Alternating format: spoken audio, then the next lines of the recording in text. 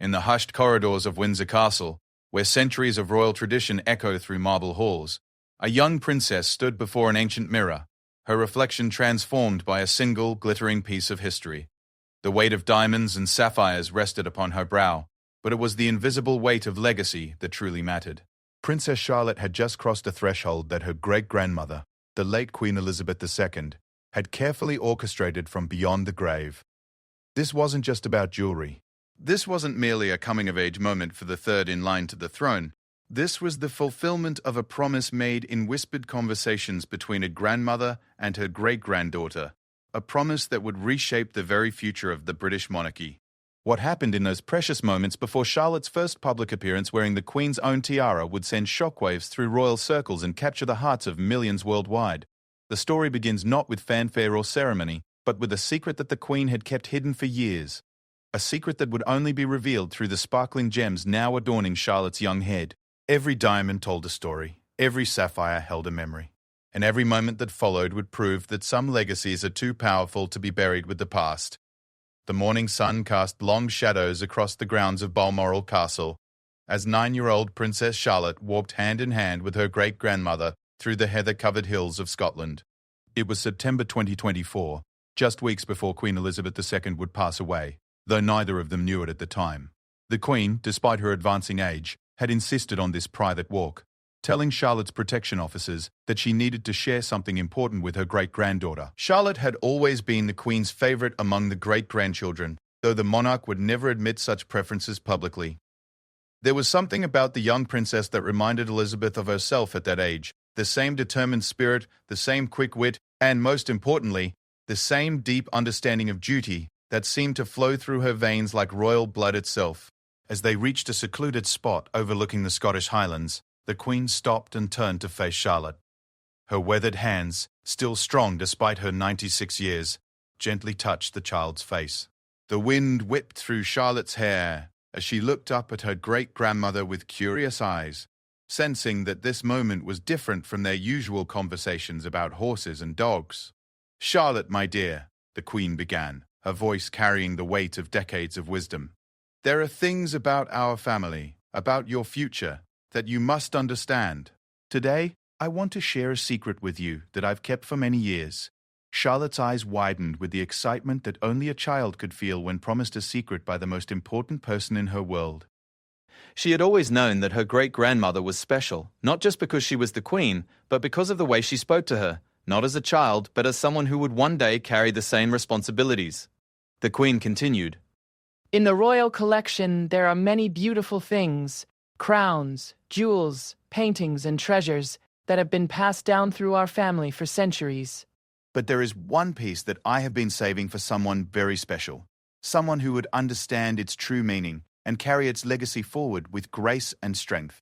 Charlotte listened intently as the Queen told her about a tiara that had been created specifically for her great-great-grandmother, Queen Mary, in 1893. The piece was extraordinary not just for its beauty, but for its history.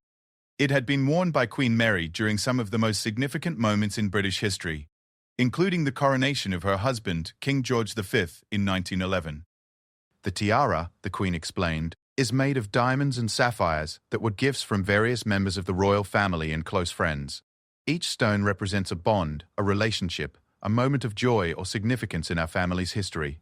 When Queen Mary passed away, she left specific instructions that this tiara should only be worn by someone who truly understood the weight of royal responsibility. Charlotte found herself hanging on every word. She had always been fascinated by the stories behind the royal jewels, often asking her great-grandmother about the history of different pieces during their private tea times. But this felt different. This felt like she was being entrusted with something far more important than just a story. The Queen paused, looking out over the vast Scottish landscape that had been in their family for generations. The silence stretched between them, filled only by the sound of wind through the heather and the distant calling of birds. When she spoke again, her voice was softer, more personal. "I have watched you, Charlotte. I have seen how you interact with people, how you understand the importance of duty even at your young age. I have seen how you care for others, how you treat the staff at all our homes with kindness and respect. These qualities cannot be taught. They must come from within."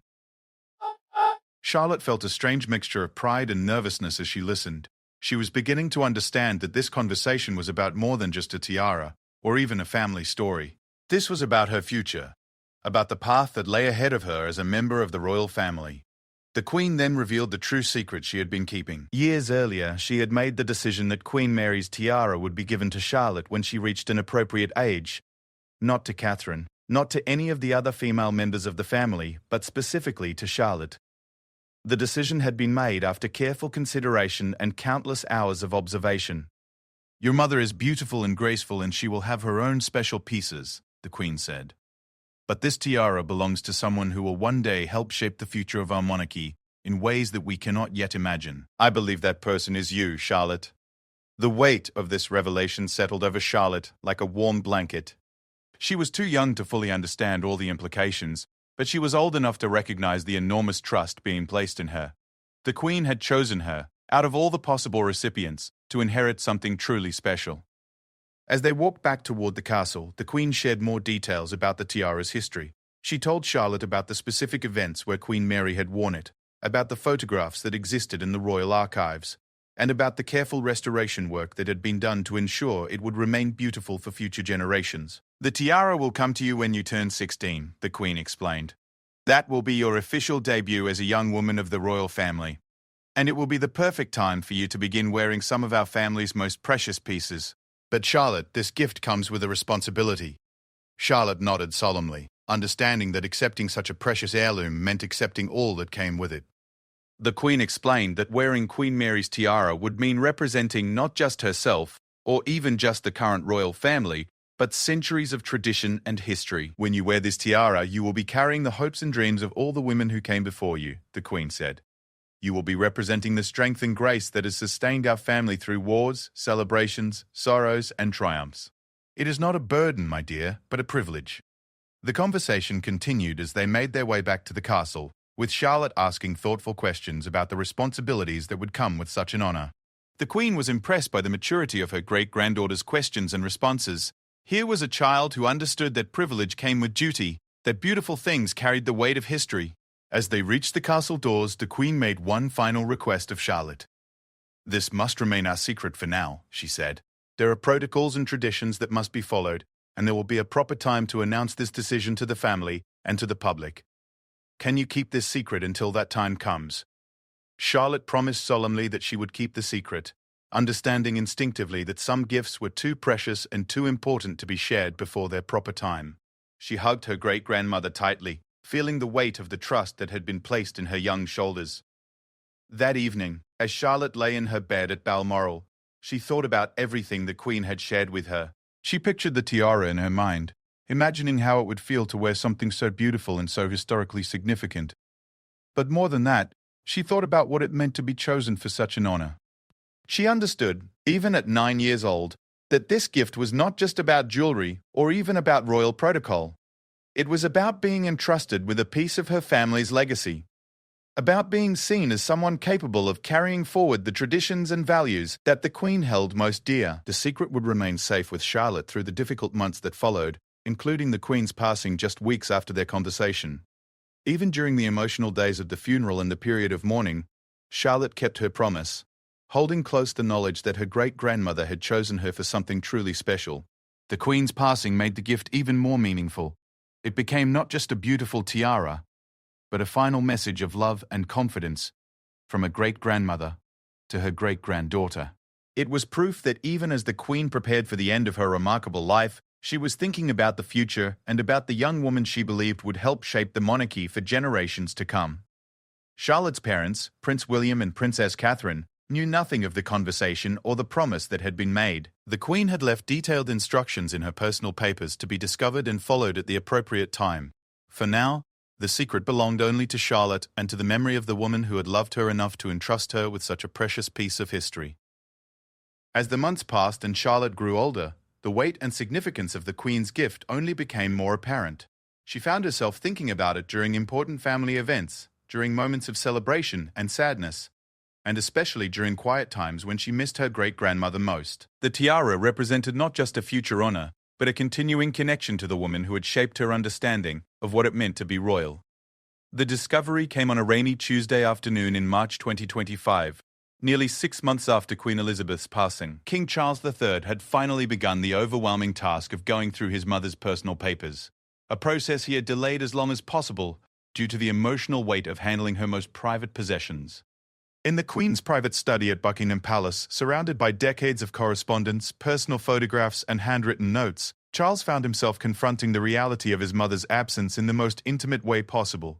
Each document told a story, revealed a thought, or captured a moment that she had deemed important enough to preserve.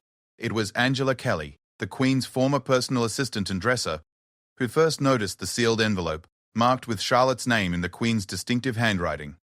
Angela had been helping with the sorting process, her knowledge of the Queen's personal habits and organizational systems making her assistance invaluable during this difficult task. "Your Majesty," Angela said softly, holding up the cream-colored envelope. "This appears to be something Her late Majesty wanted Princess Charlotte to have." Charles looked up from the stack of correspondence he had been reviewing, his attention immediately caught by the sight of his mother's handwriting. The envelope was heavier than it appeared, and when he held it up to the light, he could see the outline of what appeared to be a smaller envelope or card inside, along with what might have been photographs. The inscription on the outside read simply, "For Princess Charlotte Elizabeth Diana, on her 16th birthday, with all my love and hopes for her future. From her devoted great-grandmother, Elizabeth R." The date beneath the inscription showed that it had been written just days before the Queen's final illness. Charles felt a tightness in his chest as he recognized the significance of what he was holding. His mother had planned this moment, had taken the time to prepare something special for Charlotte, even as her own health was declining. The formality of using Charlotte's full name, including Diana, showed how much thought and care had gone into this final gift. "Should we call Princess Catherine and Prince William?" Angela asked, recognizing the importance of the moment. Charles shook his head slowly. "Let me see what Mother has left for Charlotte first. Then we'll know the best way to handle this." With careful fingers, he opened the envelope and found 3 items inside: a handwritten letter from the Queen to Charlotte, a smaller sealed envelope marked "Instructions for Their Majesties," and several photographs showing Queen Mary wearing what appeared to be a spectacular tiara. The letter to Charlotte was written in the Queen's careful script, each word chosen with the precision that had characterized her approach to everything in life. Charles read it with growing amazement, learning for the first time about the conversation his mother had shared with Charlotte at Balmoral and the promise that had been made. The letter began with expressions of love and pride, then moved on to explain the significance of Queen Mary's tiara and why it had been chosen specifically for Charlotte. The Queen had written about her observations of Charlotte's character, her potential for future service, and her belief that the young princess possessed the qualities necessary to carry on the family's traditions. But it was the instructions to Charles and William that truly revealed the scope of what the Queen had planned. In her typically thorough manner, she had outlined exactly how the gift should be presented, when it should happen, and what it would mean for Charlotte's future role within the family. The Queen had specified that the tiara should be given to Charlotte on her 16th birthday, which was still several years away, but that the family should be made aware of her intentions much sooner, so they could prepare Charlotte for the significance of what she would be receiving. "The tiara currently rests in the vault at Windsor," the instructions read, "and I have left specific directions with the keeper of the royal collection about its care and preparation. This piece has not been worn since Queen Mary's death in 1953, and it will require careful cleaning and inspection before it can be presented to Charlotte." Charles continued reading, learning that his mother had also arranged for a series of portraits to be commissioned once Charlotte began wearing the tiara, ensuring that this moment in royal history would be properly documented for future generations. The photographs in the envelope showed Queen Mary wearing the tiara at various state occasions throughout her life. In each image, the piece caught the light magnificently, its diamonds and sapphires creating patterns of brilliance that seemed to illuminate Queen Mary's face from within. Charles could see why his mother had been so drawn to this particular piece. It was substantial enough to command respect, but elegant enough to complement rather than overwhelm its wearer. Angela, who had known about many of the Queen's personal plans and preferences, was seeing this information for the first time. "Her late Majesty never mentioned this to me," she said wonderingly. She kept this secret completely to herself. Charles realized that he needed to share this discovery with William and Catherine immediately. The implications went far beyond simply giving Charlotte a beautiful piece of jewelry. This was about the Queen's vision for Charlotte's future role in the family, about positioning her as someone special within the line of succession. That evening, Charles called his eldest son and daughter-in-law to Buckingham Palace for a private meeting. In the same study where the envelope had been discovered, he shared the contents of his mother's final gift to Charlotte. William's reaction was one of amazement mixed with deep emotion. "She never said anything to us about this," he said, looking through the photographs of Queen Mary. Charlotte mentioned once that Gungan had shared some family stories with her during their last visit to Balmoral, but she never suggested anything like this. Catherine's response was more complex. As Charlotte's mother, she felt honored that the Queen had seen such potential in her daughter, but she also understood the weight of what this gift represented. "This isn't just about a tiara," she said thoughtfully. "This is about the Queen setting Charlotte apart in a very specific way. We need to think carefully about what this means for her future." The three of them spent hours discussing the implications of the Queen's decision. Charlotte was still only 10 years old, but this gift would establish her as someone with a unique connection to the royal collection and to the family's history. It would set expectations about her future role that would follow her throughout her life. Charles shared his mother's written observations about Charlotte's character and potential. The Queen had noted Charlotte's natural dignity, her ease with public appearances, even at a young age, and her intuitive understanding of royal protocol. Most importantly, she had observed Charlotte's genuine kindness and consideration for others, qualities that the Queen believed were essential for effective royal service. Mother always said that you couldn't teach someone to be royal, Charles reflected.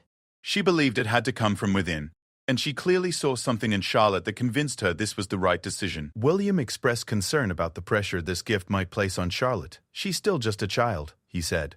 "We don't want her to feel burdened by expectations or to feel that she has to live up to some predetermined role." Catherine agreed, but she also recognized the honor that the Queen had bestowed on their daughter.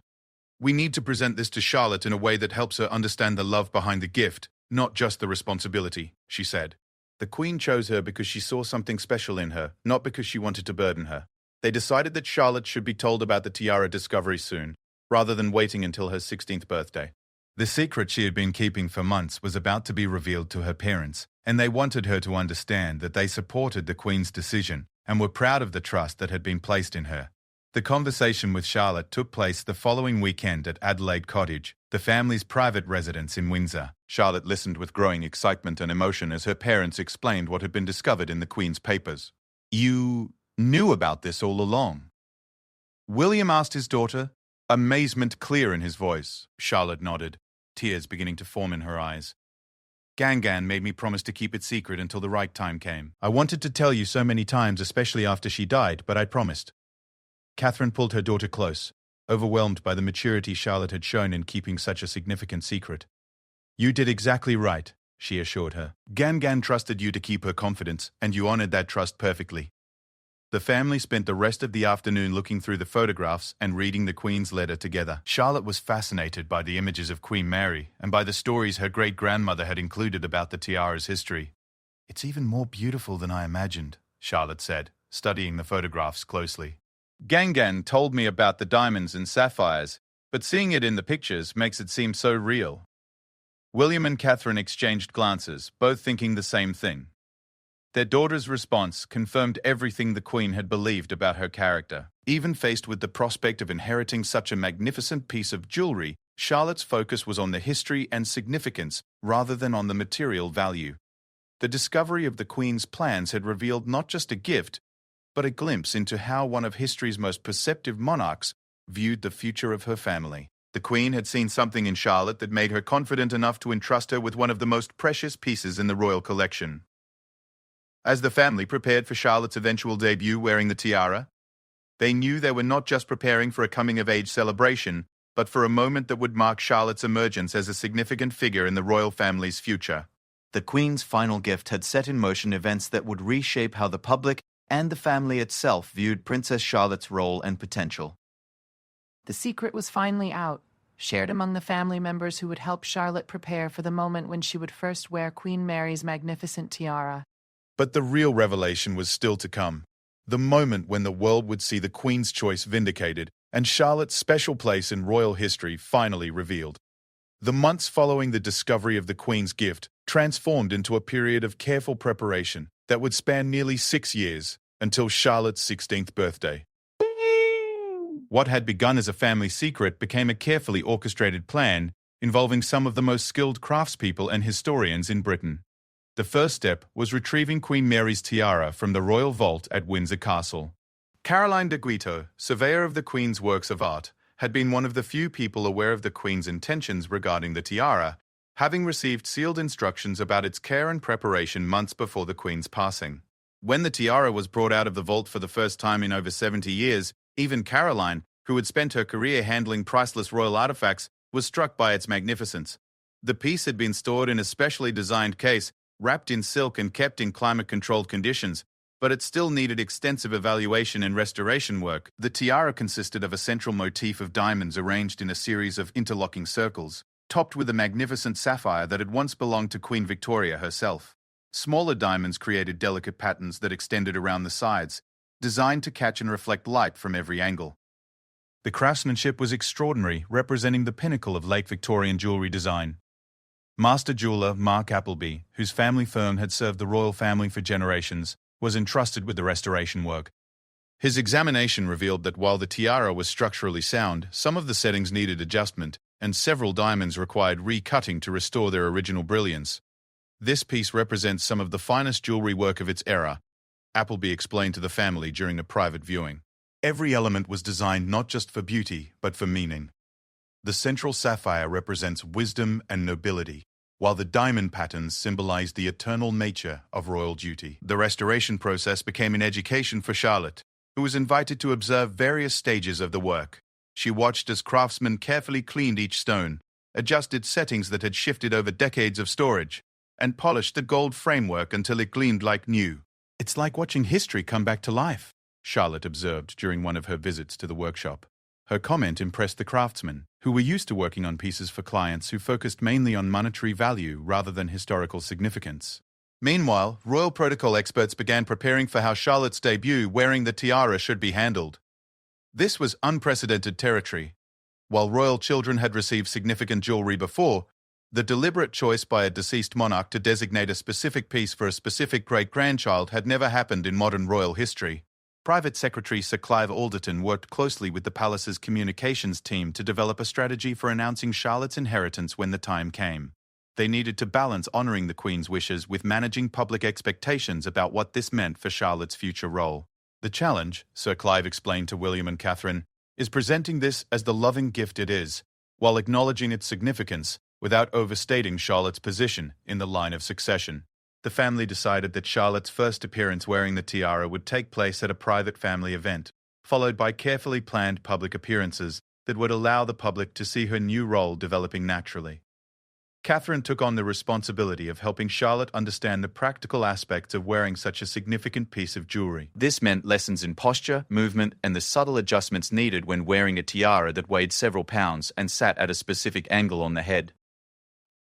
It's not just about looking beautiful, Catherine explained during their practice sessions. It's about wearing it with confidence and grace, so that the tiara becomes part of how you present yourself, rather than something that feels foreign or uncomfortable.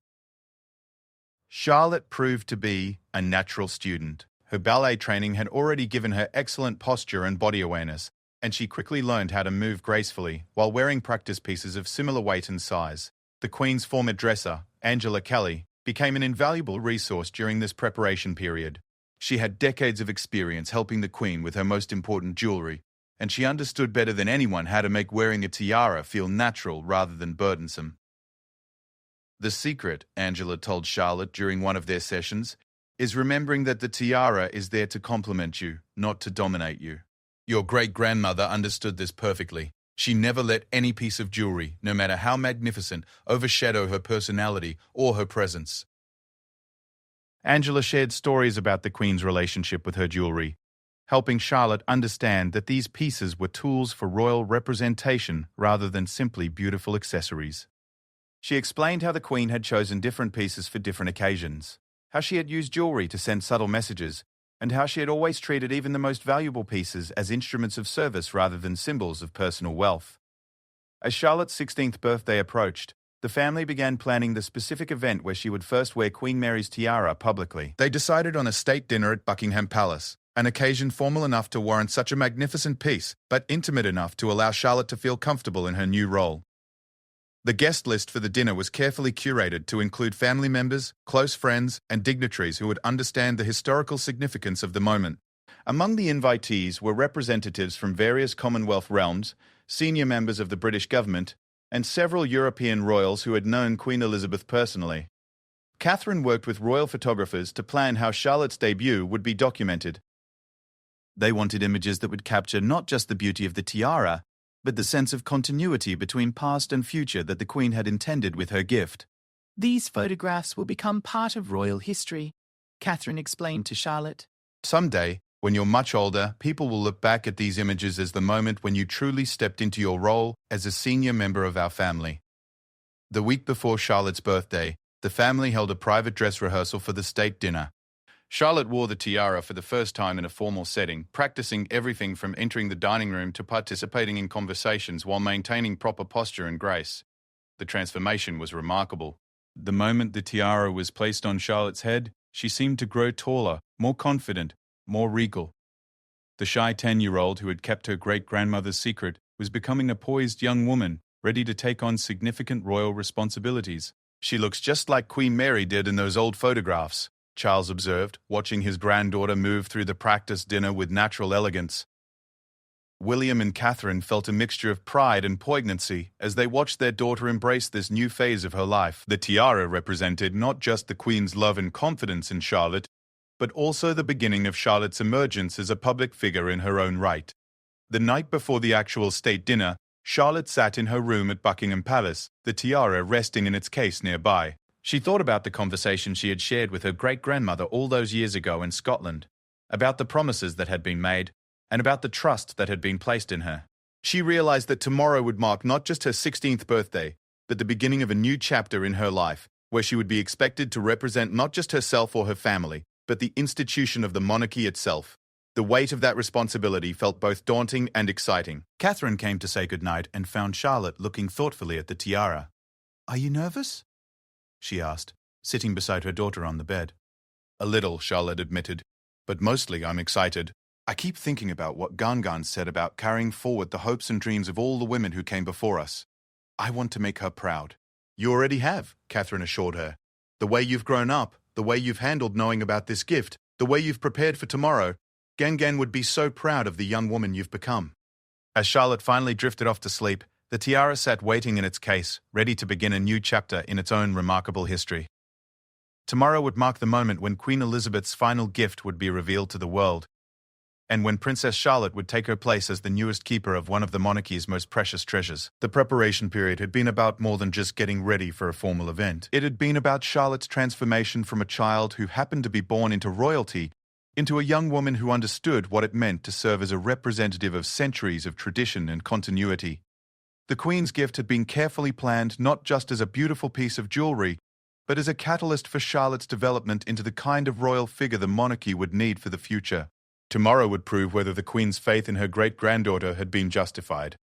The morning of May 2nd, 2031, dawned bright and clear over London, as if even the weather understood the significance of Princess Charlotte's 16th birthday. Inside Buckingham Palace, the usual pre-event preparations took on an almost ceremonial quality, as staff members who had served the royal family for decades recognized that they were about to witness a truly historic moment. Charlotte woke early, not from nerves but from anticipation. She had dreamed about Queen Mary the night before, not the formal portrait she had studied, but a warm, smiling figure who seemed to approve of everything that was about to happen. The dream had left her feeling connected, not just to her great-grandmother's memory, but to the long line of royal women whose legacy she was about to carry forward. Angela Kelly arrived at Charlotte's suite at precisely 8 o'clock, carrying the specially designed case that held Queen Mary's tiara. After more than 6 years of careful restoration and preparation, the piece was ready for its return to public life. Angela's hands were steady as she opened the case, but Charlotte could see the emotion in her eyes as she looked at the tiara that had once adorned the Queen's beloved great-great-grandmother. "Your great-grandmother would be so proud to see this moment," Angela said softly, beginning the careful process of preparing Charlotte's hair for the tiara's placement. She always said that some gifts were meant to transform not just the recipient, but everyone who witnessed them being given. The process of getting ready took 3 hours, with every detail receiving careful attention. Charlotte's hair was styled in an elegant updo that would provide the perfect foundation for the tiara, while her makeup was applied to enhance her natural beauty without competing with the magnificence of the jewelry she would be wearing.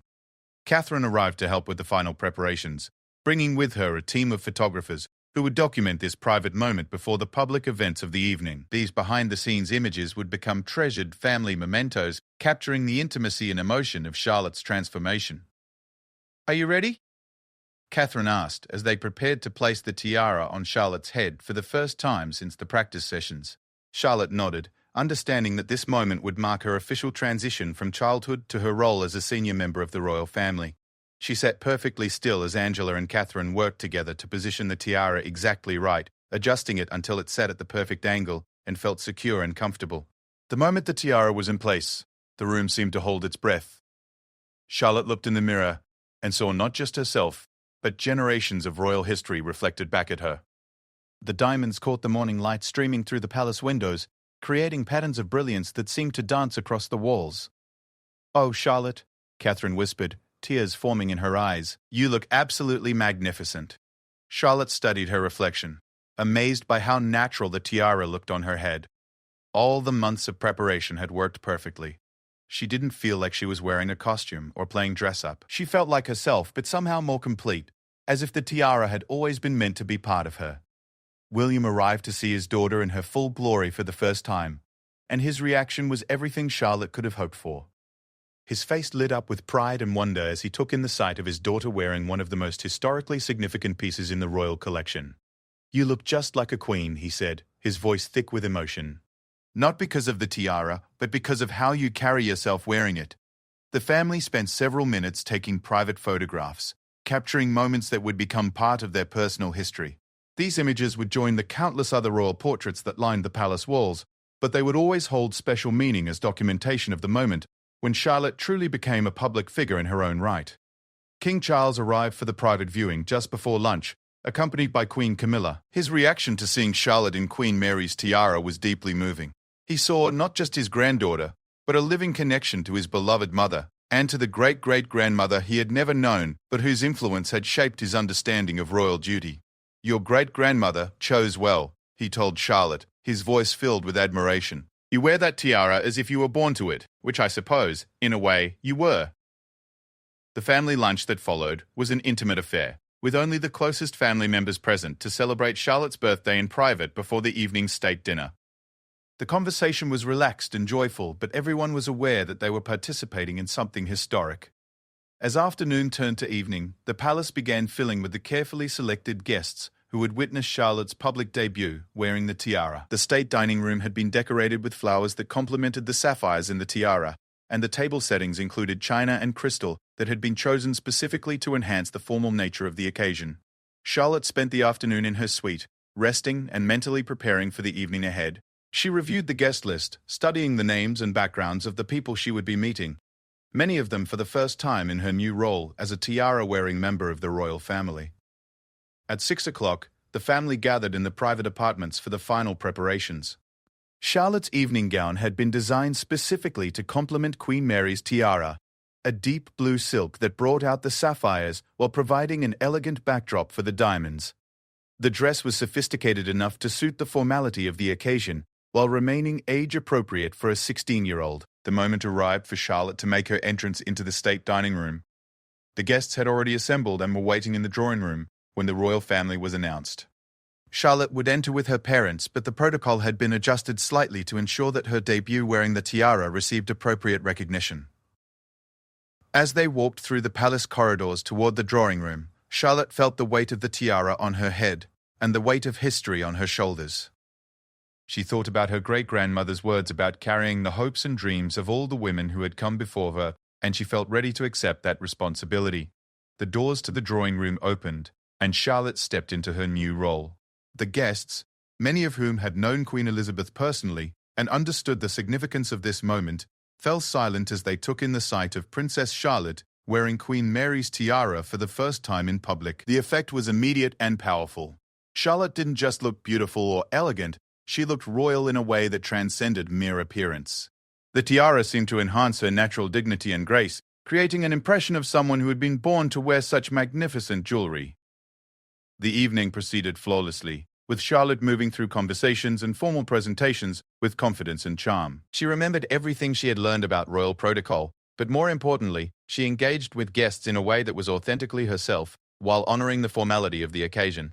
During dinner, seated between a Commonwealth Prime Minister and a European prince, Charlotte demonstrated the conversational skills and genuine interest in others that had impressed her great-grandmother years earlier. She asked thoughtful questions, listened attentively to the responses, and offered her own insights with the kind of maturity that surprised even family members who had watched her grow up. The official photographs taken during the dinner captured not just a beautiful young woman wearing a spectacular tiara, but a moment of genuine transformation. These images would be released to the public the following day, formally announcing Charlotte's emergence as a senior member of the royal family and revealing the story of Queen Elizabeth's final gift. As the evening drew to a close, Charlotte felt a profound sense of accomplishment and connection. She had successfully carried off her first major royal event, she had honored her great-grandmother's memory and trust, and she had begun what she knew would be a lifetime of service to the monarchy and to the people it represented. The last guest departed just before midnight, and the family gathered once more in the private apartments to reflect on the evening's success. Charlotte was tired but exhilarated, still wearing the tiara that had transformed her day and would continue to transform her life. "How did it feel?" Catherine asked, as they sat together in the comfortable familiarity of the private sitting room. "It felt right," Charlotte replied simply. "Like this was always supposed to happen, like everything was falling into place exactly as it should." As Charlotte finally prepared for bed, carefully removing the tiara with Angela's help and placing it back in its case, she reflected on everything that had led to this moment. The secret conversation with her great-grandmother, the years of preparation, the family's support, and now this triumphant debut had all combined to create something truly special. The tiara would be returned to the vault that night, but Charlotte knew it would come out again soon for other occasions, other opportunities to represent her family and her country with the dignity and grace that Queen Elizabeth had seen in her all those years ago. Tomorrow would bring new challenges and responsibilities, but tonight had proven that Charlotte was ready for whatever lay ahead. Queen Elizabeth's final gift had achieved everything the beloved monarch had hoped. It had helped Charlotte step confidently into her role as a future leader of the royal family and a guardian of its most precious traditions. The morning after Charlotte's debut brought a media response that exceeded even the palace's most optimistic expectations. The official photographs released to the press showed Princess Charlotte transformed, not just by the magnificent tiara she wore, but by the confidence and grace she displayed while wearing it. Within hours, the images had been shared millions of times across social media, with commentators from around the world praising both Charlotte's appearance and the touching story of her great-grandmother's final gift. The headline in the Times captured the public sentiment perfectly: "The Queen's Final Gift. Princess Charlotte steps into history." The accompanying article detailed the story of Queen Elizabeth's secret promise to Charlotte and the years of preparation that had led to this moment. Royal correspondents noted that they had never seen such a seamless transition from childhood to royal responsibility. But it was the international response that truly demonstrated the impact of Charlotte's debut. European royal families, many of whom had been represented at the state dinner, issued statements expressing their admiration for how Queen Elizabeth's legacy was being carried forward. The President of France called it a beautiful example of how tradition and modernity can coexist, while the Commonwealth leaders who had been present spoke of feeling honoured to witness such a significant moment in royal history. Charlotte herself woke to find her life fundamentally changed. Where she had once been simply Princess Charlotte, the daughter of the Prince of Wales, she was now Princess Charlotte, the keeper of Queen Mary's tiara and a recognised senior member of the royal family. The transformation was more than symbolic. It came with real responsibilities and expectations that would shape the rest of her life. The first indication of this change came with her schedule. Within a week of her debut, Charlotte's private secretary began receiving requests for her to attend events, patron organisations, and represent the royal family at functions that would previously have been handled by older family members. The palace had to implement new protocols for managing these requests while ensuring that Charlotte's education and personal development remained priorities. "The interest is unprecedented," Sir Clive Alderton explained to the family during a planning meeting. "We've received over 500 requests for Princess Charlotte's attendance at various events, and that's just in the first week." Clearly, the public sees her as someone special, someone they want to connect with. William and Catherine were determined that Charlotte's new status wouldn't overwhelm her teenage years, but they also recognised that the Queen's gift had changed their daughter's trajectory in ways that required careful management. They worked with palace staff to develop a graduated schedule that would allow Charlotte to take on increasing responsibilities while maintaining her focus on education and personal growth. Charlotte's first solo royal engagement was scheduled for 3 months after her tiara debut, at the opening of a new children's hospital in Manchester. The choice of venue was deliberate. It aligned with her growing interest in healthcare and child welfare areas where she could make a meaningful contribution while developing her own charitable focus. The preparation for this engagement revealed how much Charlotte had grown in confidence and understanding since her 16th birthday. She insisted on touring the hospital privately before the official opening, meeting with doctors, nurses, and patients to understand the facility's mission and impact. Her questions were thoughtful and informed, demonstrating the kind of genuine engagement that had characterized the Queen's own approach to royal duties. She's not just going through the motions, observed Dr. Sarah Mitchell, the hospital's chief pediatrician. You can see that she really cares about understanding what we do here and how she can best support our work. The official opening ceremony drew hundreds of well-wishers, many of whom had come specifically to see Charlotte in her new role. When she arrived, wearing a simpler tiara from the royal collection that was more appropriate for daytime events, the crowd's enthusiasm was immediate and genuine.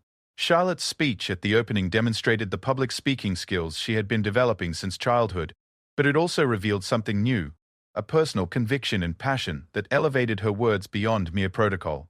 She spoke about the importance of healthcare for children, the dedication of the medical staff, and her own hopes for supporting such vital work in the future. Today represents not just the opening of a new hospital, but the opening of new possibilities for the children who will be cared for here, she said. As someone who has been privileged to wear the crown jewels of our nation, I understand that privilege comes with responsibility, the responsibility to use whatever influence I have to support those who need it most. The local and national press coverage of Charlotte's first solo engagement was overwhelmingly positive. Royal correspondents noted her natural ease with both formal ceremonies and informal interactions with hospital staff and visitors. Photographs showed her laughing with children, listening intently to medical explanations, and engaging with community leaders with genuine warmth and interest. More importantly, the visit demonstrated that Charlotte understood the deeper purpose behind royal engagements. This wasn't about appearing at events for the sake of publicity or protocol. It was about using her position to highlight important causes, support valuable work, and connect the monarchy with the people it served. As autumn arrived, Charlotte began wearing Queen Mary's tiara to increasingly significant events. Each appearance built on the success of the previous ones, establishing her as a compelling and effective royal representative. The tiara became her signature piece, instantly recognizable, and always perfectly suited to whatever occasion she was attending. The Christmas season brought Charlotte's most important engagement yet, representing the royal family at the annual diplomatic reception, one of the most formal and significant events in the palace's calendar. For a 16-year-old to be given such a prominent role was unprecedented, but Charlotte's performance over the previous months had proven that she was ready for such responsibility. The reception brought together ambassadors and high commissioners from around the world, senior government officials and other dignitaries for an evening that combined social interaction with subtle diplomacy. Charlotte's role was to help host the event, engaging with guests from different countries and cultures while representing the monarchy's commitment to international relationships. Her preparation for this event was extensive, involving briefings on current international issues, cultural sensitivity training, and practice sessions with experienced diplomats who could help her navigate complex conversations. Charlotte approached this preparation with characteristic seriousness, understanding that representing her country on the international stage required more than just charm and good manners. The evening itself was a triumph. Charlotte moved through the reception with confidence and grace, engaging diplomats in conversations about their countries, current events, and cultural exchanges. Her ability to remember details about different nations and to ask informed questions impressed even experienced ambassadors who had worked with royal family members for years.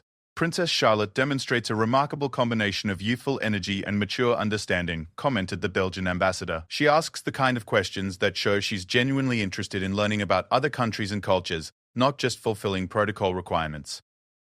As the year drew to a close, Charlotte reflected on how much her life had changed since wearing Queen Mary's tiara for the first time. The shy girl who had kept her great-grandmother's secret had become a confident young woman who understood her role as a bridge between the monarchy's historic traditions and its future possibilities. The tiara had become more than just a beautiful piece of jewelry. It had become a symbol of Charlotte's transformation and her unique position within the royal family. Each time she wore it, she felt the weight of history and the support of all the women who had worn similar pieces before her. On New Year's Eve, as 2031 came to an end, Charlotte wrote in her private diary about the year that had changed everything. Gangan always said that some gifts come with the power to transform not just the person who receives them, but everyone around them. I understand now what she meant. The tiara didn't make me royal. I was born royal. that it helped me understand what being royal really means. It means using whatever influence and privilege you have to serve others, to support important causes, and to represent the best values of your country and your family. As she prepared for sleep that night, Charlotte thought about the year ahead and all the opportunities it would bring to continue growing into the role her great-grandmother had envisioned for her. Queen Elizabeth's final gift had achieved everything the beloved monarch had hoped. It had helped Charlotte become not just a beautiful young woman wearing a spectacular tiara, but a future leader ready to carry forward the values and traditions that had sustained the monarchy through centuries of change. The tiara rested in its case nearby, ready for the next important occasion where it would help Charlotte represent her family and her country with the dignity and grace that Queen Elizabeth had recognized in her great-granddaughter all those years ago in Scotland. The legacy continued, passed from one generation to the next through the sparkle of diamonds and sapphires, but more importantly, through the love, wisdom, and trust that connected a great-grandmother to her chosen heir. Tomorrow would bring new challenges and new opportunities, but Charlotte felt ready for whatever lay ahead. Queen Mary's tiara had found its perfect new home, and the future of the monarchy had found one of its most promising guardians. The Queen's final gift had created exactly what she had intended, a bridge between the past and the future, carried forward by a young woman who understood that true royalty comes not from the jewels you wear, but from the service you provide and the love you show for the people you're privileged to represent.